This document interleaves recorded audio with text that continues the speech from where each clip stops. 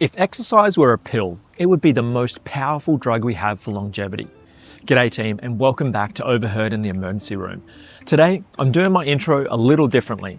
I'm coming to you from the emergency physician's second favourite place, nature. Of course, our most favourite place is in the resuscitation room.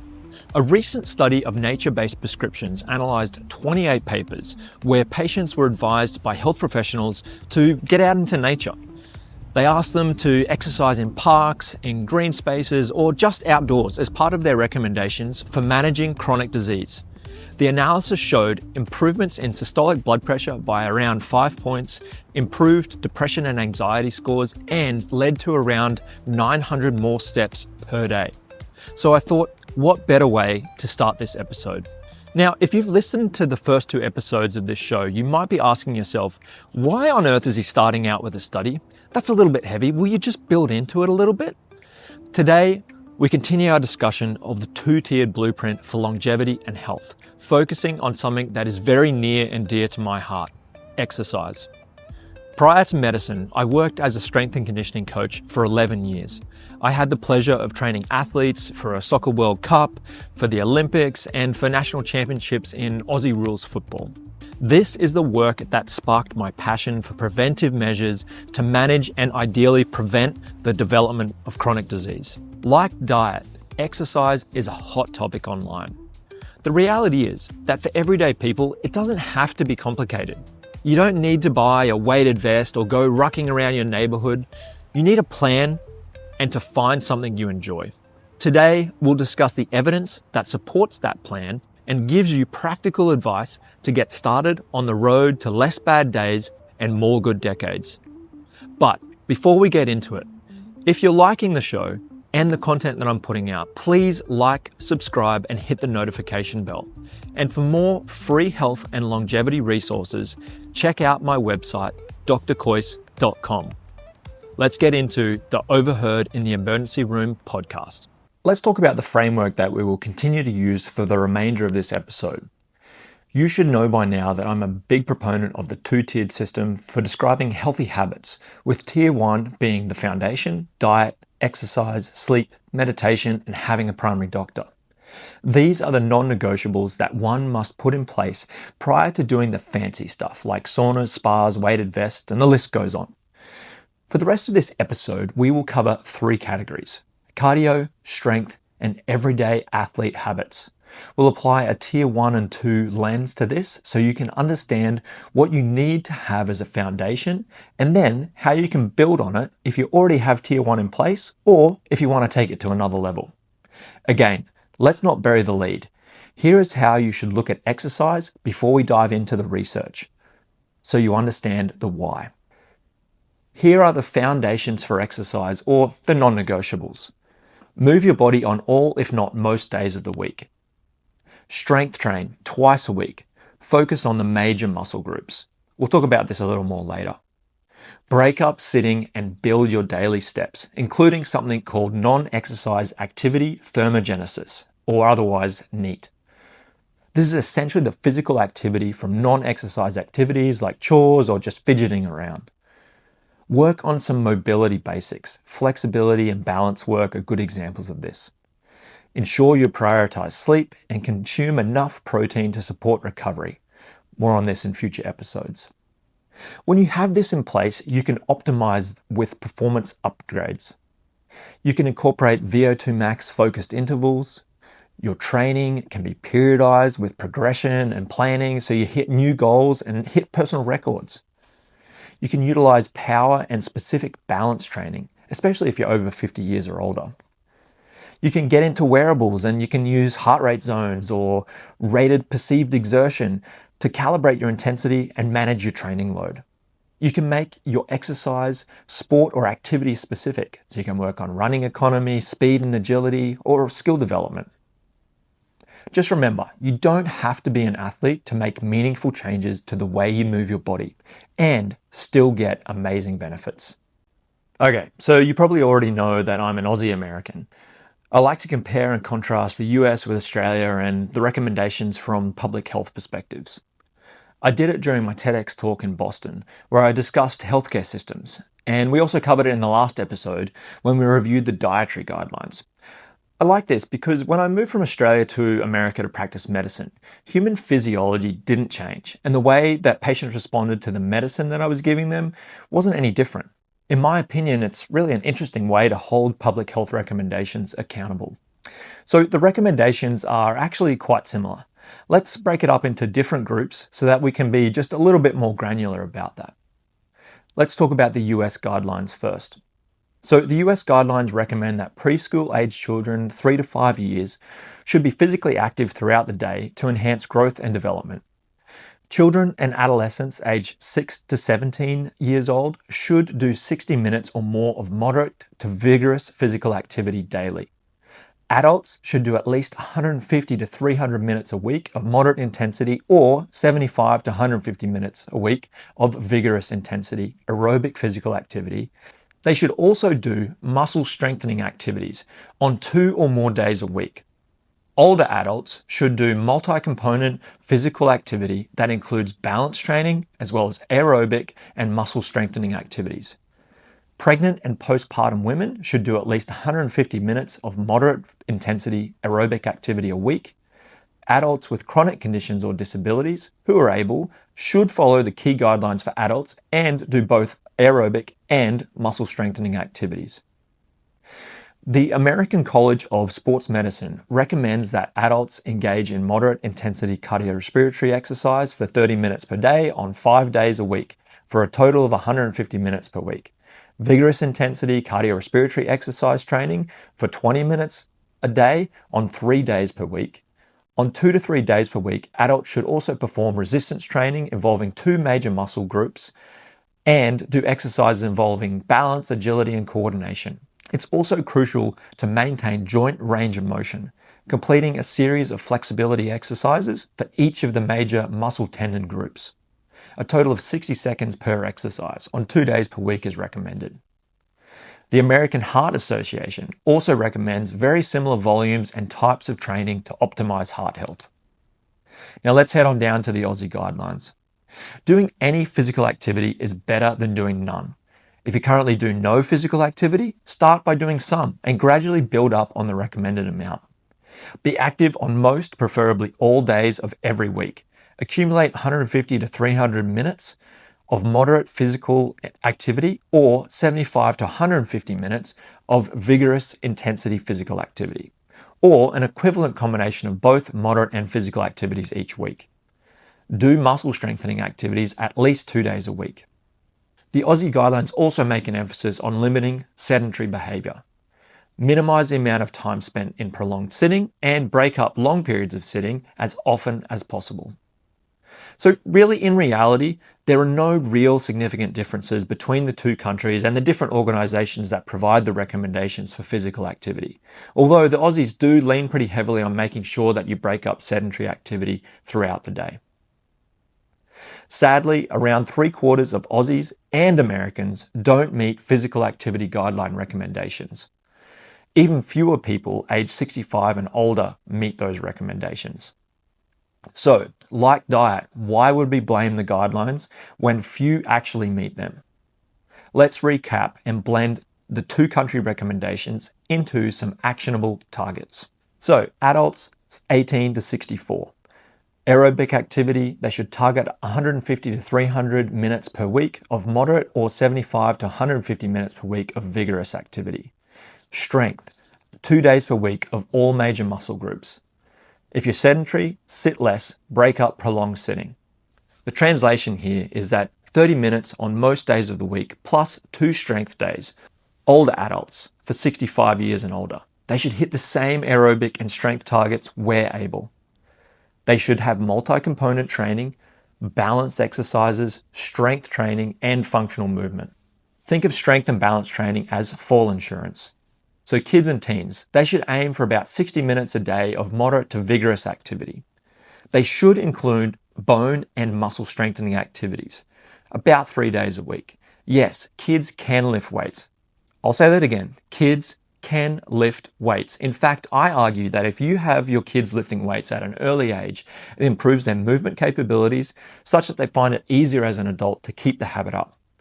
So yes, play does count, but we should leverage a time in their life where they're already relatively free to instill a love of physical activity. Pregnancy and postpartum should focus on safety, symptom-guided intensity, and maintaining activity where possible. Pregnancy is probably not the best time to start your road to becoming a CrossFit world champion, but it's certainly okay and encouraged to keep moving, keep lifting, and when you welcome your new bundle into the world, build back gradually.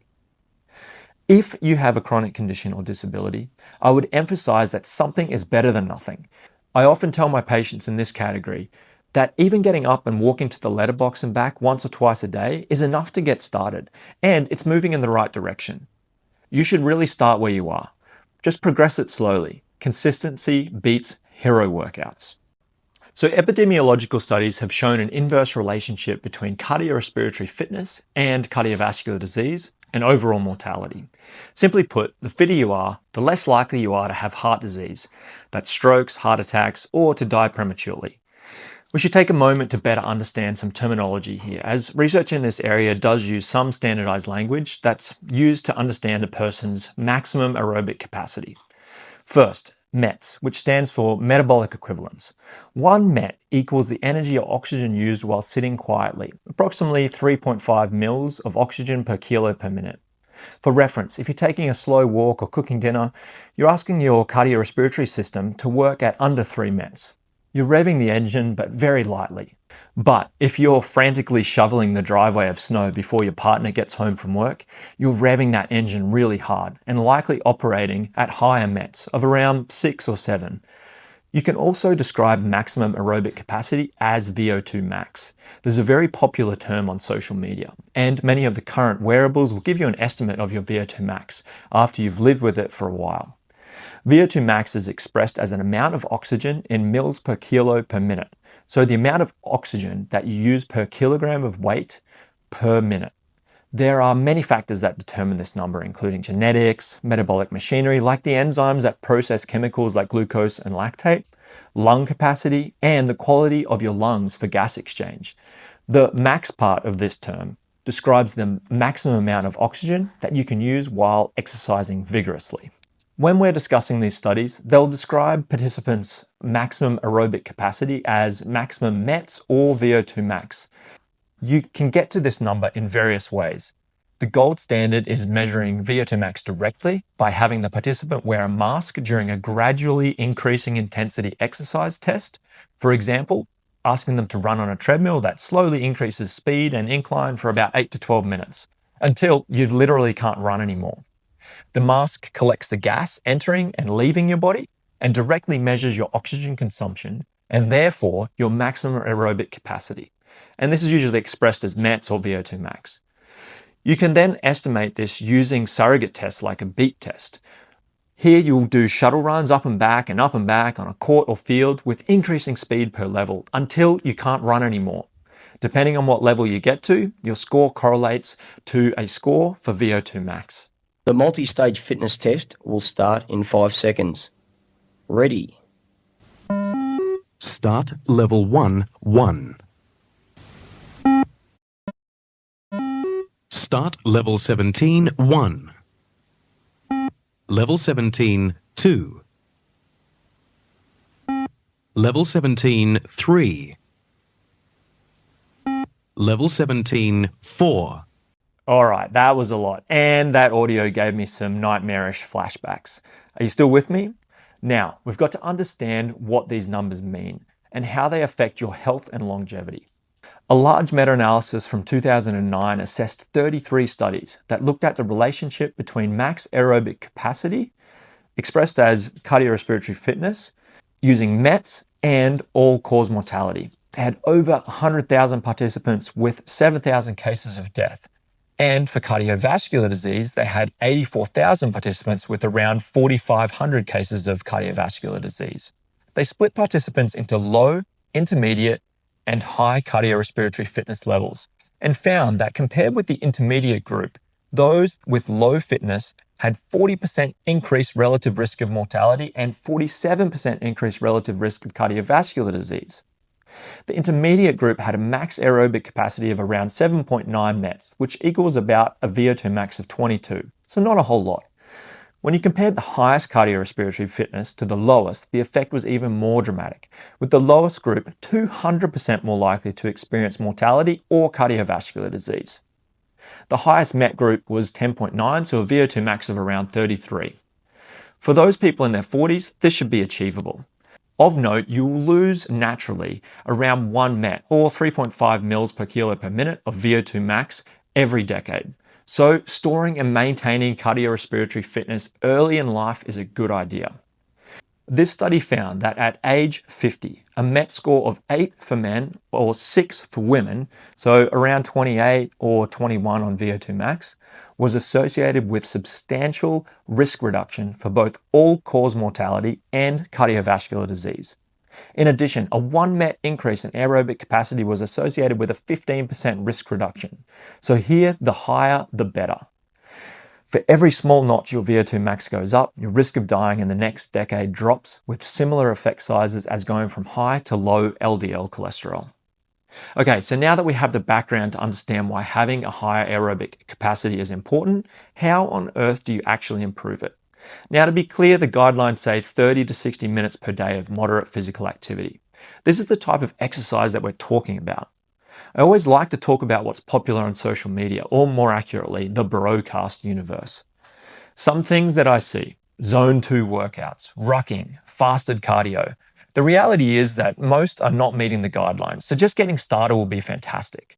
When I was coaching back in Australia, professional A-League soccer team Gold Coast United, Aussie Rules football team Southport Sharks, I had the same formula that improved VO2 max and aerobic capacity of the athletes.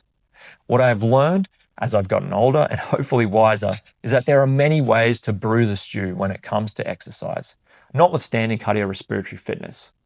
So should we all be doing low intensity exercise for 1-2 hours? Or should we be doing high intensity intervals? If you listen to too many podcasts, you might be led to think that the answer is zone 2 cardio and rucking. But is that accurate? So let's start with zone 2, which is defined as low intensity exercise below the lactate threshold. Many have described it as the optimal intensity for improving mitochondrial function and fatty acid oxidative capacity. Simply, you get better at using oxygen to burn fat for energy. Mitochondria are the powerhouses of our cells.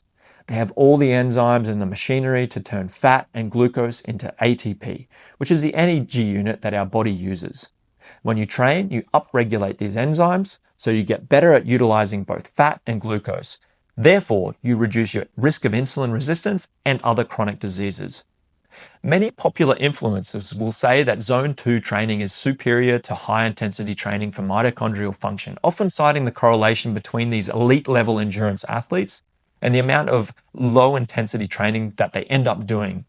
I would question how translatable this is for the general public though, who are really only aiming for 150 minutes of exercise per week, not 20 hours like these elite athletes. Either way, doing zone 2 training, basically where you can hold a conversation while running, walking, hiking, biking, will improve your mitochondrial function. Also, it can be a little more palatable for many to do regularly. Let's contrast this with high intensity intervals. Here you would find out what your maximum heart rate is. Typically, the best way to estimate this is taking your age away from 220 beats per minute. So if you're 20 years old, then your max heart rate is around 200. There's so many protocols, and the one that I like and use regularly with my athletes was 3 to 5 sets of 2 to 6 minutes of high intensity exercise at about 90 to 95% of heart rate max, with 2 to 4 minutes rest. A systematic review looking at different intensities of training showed that training intensity didn't really make a difference in mitochondrial density, as measured by something called electron microscopy, or as activity measured by citrate synthase activity. They reviewed a number of articles that showed a twofold improvement in mitochondrial function and therefore cardiorespiratory fitness with low and high intensity training. Most encouragingly, another paper found that in sedentary people, mitochondrial function can actually improve up to 6 times. What's consistent is that training volume, so how many times you exercise, is the most important thing you can do for your cardiorespiratory fitness. Let's wrap this up in a bow. It doesn't need to be zone 2 or high intensity intervals. You also don't need to go rucking around your neighborhood every day. You simply need to be doing something on as many days of the week as you can. The foundation for the cardio template includes 2 to 4 easy or moderate sessions per week, zone 2 intensity for brisk walking or jogging or biking or swimming. 1 optional, longer, easy session on the weekends or when time allows. Try to increase your daily steps at baseline. Aim for over 10,000 and take sedentary breaks. Get up and walk around regularly when you're at work. Now, if you want a performance upgrade, add on at least 1 to 2 interval sessions per week. For example, 4 sets of 4 minutes of hard running with 2 minutes rest for recovery. Do an occasional hill or flat sprint session. You can do 10 to 14 reps of 100 meters with 1 minute rest. It's very time efficient. Then you can periodize your training. So you can build your load and intensity over a 3 to 4 week block and then deload for 1 week to recover and avoid plateauing. This is really where you might want to talk to an exercise physiologist or a trainer for more personalized advice.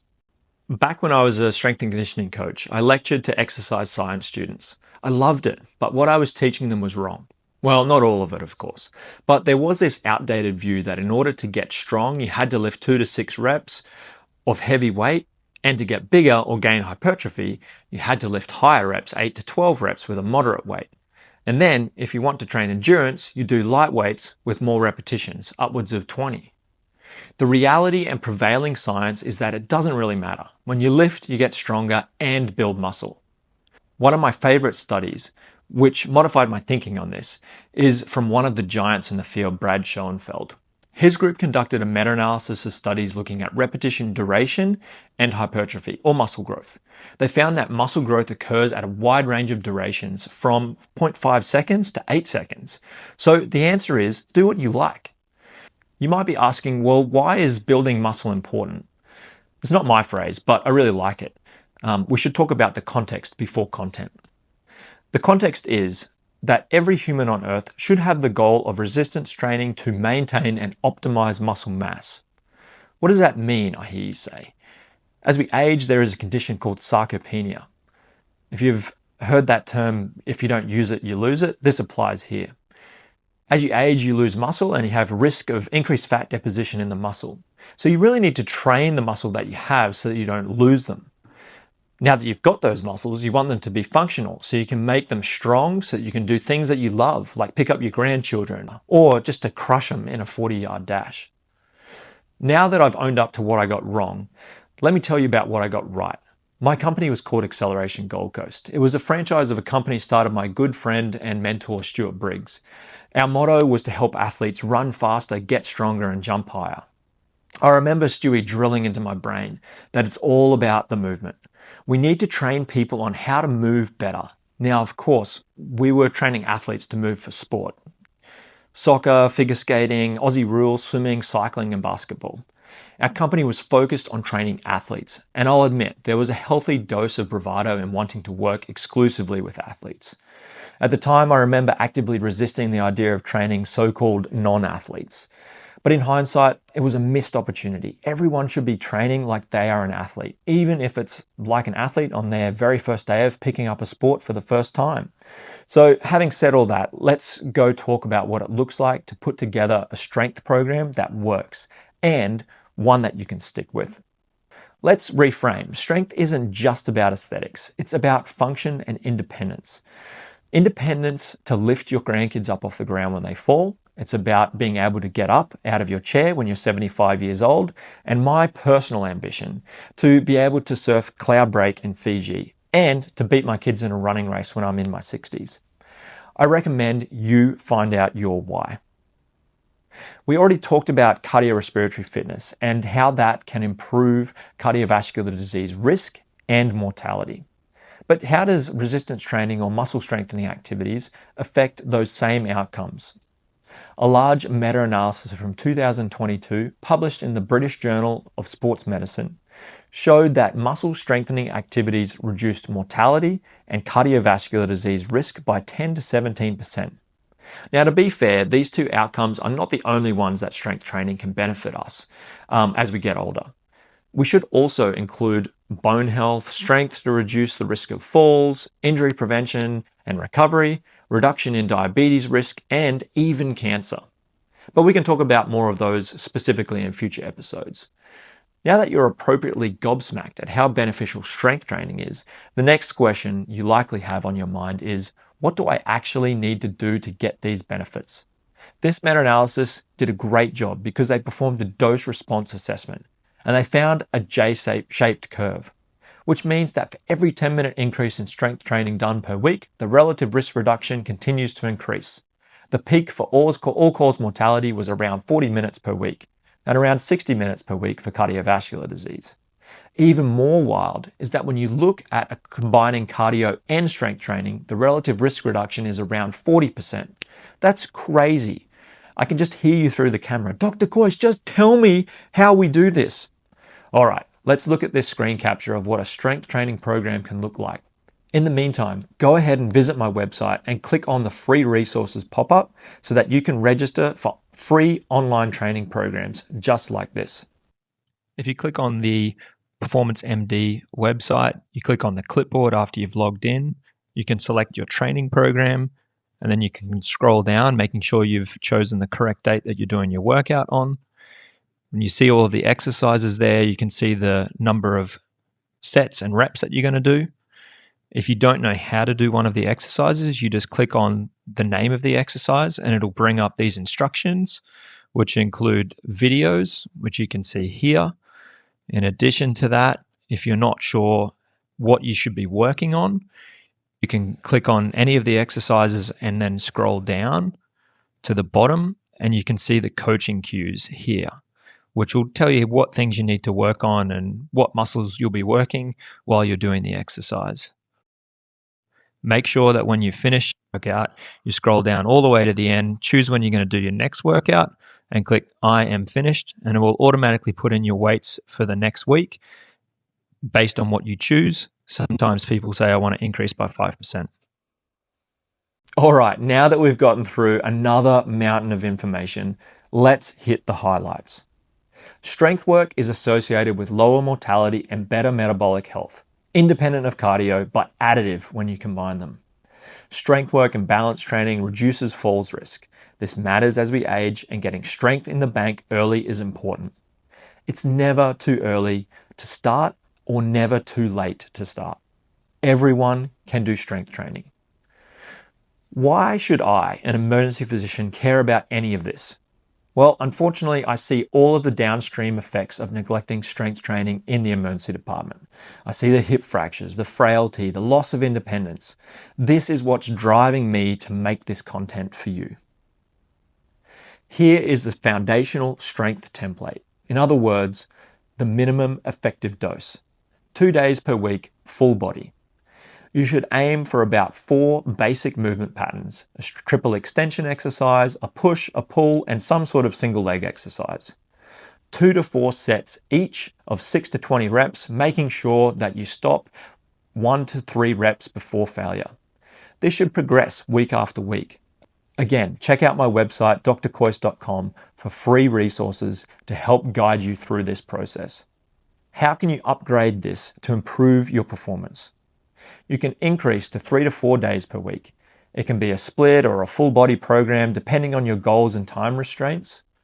You can add power work. You can do jumps, medicine ball throws, Olympic lifts, or kettlebell exercises. You can add unilateral work and other exercises that help to challenge your balance. This will ideally be done with a structured progression and periodization across training blocks. This would be a really good time for you to engage with a professional who can help you further. All right, team, now that we've covered the 2 big rocks, cardio and strength, we're going to talk about the thing that quietly determines whether those 2 big rocks actually work in real life. Because here's the truth. You can do 2 great workouts per week and still spend the rest of your week training for the Olympics of sitting. This segment is about becoming an everyday athlete, not an Instagram athlete, not a new shoes, new identity, new supplements athlete, an everyday athlete. Someone who moves like movement is normal, because it is. Let's start with a phrase you've heard me say already, NEAT. It's the silent multiplier. NEAT stands for non-exercise activity thermogenesis. Basically, all the little movements that aren't formal workouts. Walking to the mailbox, carrying groceries, doing yard work, taking the stairs, fidgeting, chasing your kids around the house like you're in the final of the World Cup. And NEAT matters because it's part of your day that happens more often than your workouts. Now, when people ask, Dr. Coyce, how many steps should I aim for? This is where I try to deprogram the internet. 10,000 steps isn't magic. It's not a sacred number handed down from Mount Fitbit. But, and this is the important part, more steps generally tracks with better health outcomes, especially when you're moving from not much to some. The biggest gains often happen early, and then you get diminishing results as you climb. So the way I like to frame it is, if you're currently doing 2,000 to 4,000 steps a day, don't aim for 10,000 next week, aim for just 1,000 more per day. If you're already doing 6,000, aim for 7,000 or 8,000 on most days. If you love 10,000, keep it. It's a great stretch goal. It's just not the entry fee for good health. And if you want a simple line to remember, don't worship the number, build the habit. Now, steps are one thing, but the other villain in this story is what I call the long sit. Prolonged sitting, hours at a desk, hours in the car, hours on the couch. Even if you exercise, the long sit can still be a problem. So here's the simplest anecdote I've found. Movement snacks. A movement snack is a tiny dose of movement sprinkled in throughout the day. You don't need a gym, you don't need Lycra, you don't need a training montage. You need 1 to 2 minutes. Here are a few movement snacks you can literally do between emails. You can do 10 bodyweight squats. You can do 10 counter push-ups. You can do 20 to 30 seconds of a brisk walk around the room. You can do 1 flight of stairs. You could do 10 lunges, a 30-second wall sit, a set of calf raises while you brush your teeth. And I'm going to say something slightly provocative. If your life is chaos, kids, shift work, meetings, movement snacks might be the most reliable exercise you'll ever do because they don't require motivation, they require availability. Now let's turn this into habit snacks because if you leave it to, I'll just remember, you won't. Here are my favorite habit stacks. Habit stack 1, the post-meal walk. After 1 meal a day, pick dinner if you want, take a 10-minute walk. That's it. 10 minutes. It's not a workout, it's a life habit. It helps your steps, helps your mood, and is a nice way to transition out of the meal instead of sinking into the couch like a satisfied python. Habit stack number 2, the phone call walk. Any call that doesn't require a screen becomes a walk. If you have work calls, family calls, catching up with a friend, put your shoes on and pace, or just go outside. Habit stack number 3, the commute upgrade. Park your car further away. Get off 1 stop early. Take the stairs. If you can walk 5 minutes more per day without finding time, you've just won. Habit stack number 4, the sit break rule. Every 30 to 60 minutes, stand up. Walk for 60 seconds. That's not a wellness gimmick, it's anti-stagnation. It's telling your body, hey, we're alive, we move. And here's the key mindset shift. Everyday athlete habits are not optional extras. They are tier 1. Because if cardio and strength are the workouts, NEAT and sit breaks are the environment those workouts live in. So to wrap this segment up, I want you to choose just one of these to start this week. A 10-minute post-meal walk, 2 movement snacks per day, the 30 to 60 minute sit break rule, or a daily step baseline that's realistic. Not perfect, just repeatable. And if you do that, you've just made the exercise pill stronger without adding a single extra workout. All right, team, now we're going to take everything you've heard so far and turn it into something you can actually put in your calendar. Because the internet loves giving you the perfect plan. But you know what? You don't really need the perfect plan. You need a repeatable plan. So this is the 80-20 approach, the smaller set of actions that gets you the most benefit and doesn't collapse the first time your kids get sick, your shift runs late, or your motivation evaporates. Tier 1, busy human week, the foundation. Here's a template that covers the guidelines, builds strength and keeps cardio simple. Monday, strength, full body, 30 to 45 minutes. This is your anchor workout. This is non-negotiable if you can swing it. You're building muscles, joints, and confidence. Tuesday, moderate cardio, 25 to 40 minutes, Take a brisk walk, jog, bike, or swim. Whatever you'll repeat. Remember, moderate means you can talk in sentences. Wednesday, focus on steps and NEAT. Do some mobility, up to 10 minutes. This is your keep the chain alive day. Take some movement snacks, walk, do some mobility, just do something. Thursday, strength, full body, 30 to 45 minutes. Second ankle workout. If you do nothing else, do these 2 strength days. Friday, moderate cardio, 25 to 40 minutes. Same deal, build the base. Saturday, optional longer easy session or a fun activity. This is where you go for a hike, play a sport, do a longer walk, ride your bike with the kids, whatever makes you feel like a human again. On Sunday, rest. You could also just take an easy walk and plan for next week. Rest is training and planning is a performance enhancer. Now, you might be thinking, Dr. Coyce, I'm an ED nurse, a resident, a parent, a human disaster. I can't do that. Totally fair. So here's the adaptation rule. If a day collapses, replace it with the minimum viable workout. Minimum viable workouts are things like 10 minutes of brisk walking, 2 rounds of squats and push-ups and rows using a band or a backpack, a short bike ride, a quick hill walk. The goal is not to win the day. The goal is to keep the identity, which is I'm someone who trains regularly. Tier 2, optimization of your week. This is the performance upgrade. Tier 2 is where you layer in performance, but only when Tier 1 is steady. Tier 2 might look like 2 to 3 strength sessions, plus 1 power athletic session, jumps, medicine ball throws, kettlebell swings, or fast reps if you're older and don't want jarring on your joints. Zone 2 sessions, plus 1 interval session. Daily steps baseline, plus planned sit breaks. 1 recovery day that's still movement, walking, mobility, cold plunges. And if you're thinking that this sounds like athlete stuff, yes, it is. But it's how you train for longevity. You build capacity, you protect your joints, and you keep your body doing human things. The 3-step implementation.